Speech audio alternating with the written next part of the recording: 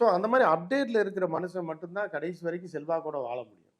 Update இல்லாமல் போனதுனால தான் அத்வானியை தூக்கி வீட்டில் கடாச்சி விட்டாங்க. புரியுதா?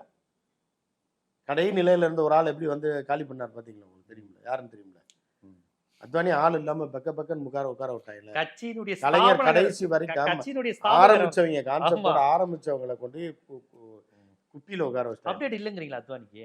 அப்டேட் இல்லாதனால தானே தோத்துட்டாரு. வேறு சில அரசியலும் இருந்திருக்கும் இல்லைங்க, அப்டேட் இருந்தா தான் அரசியல் வந்து செம நாலேஜ். ஏங்க அப்டேட் இருந்தா தான் அவர் ஜெயிச்சிருப்பாருங்க. இந்த பார்ட்டியை வர விட்டுருப்பாரு முதல்ல. அப்டேட் இல்லைன்னு அங்கேயே முடிஞ்சு போச்சுங்க. புரியுதா உங்களுக்கு? அத்வானிட்ட ஆசீர்வாதம் வாங்கிட்டு தானே வர்றாரு அவரு. அப்ப அதுதான் அப்டேட்ல அவர் போயிட்டாருல்ல. இவர் அப்டேட்ல இல்லைன்றதுக்காக தான் ஆசீர்வாதம் வாங்குறாங்க. புரியுதா உங்களுக்கு? ஸோ அந்த மாதிரி அத்வானி நீங்க அந்த காலகட்டங்களில் வாழ்ந்த வாஜ்பாய் வயதாய் மறந்துட்டாரு.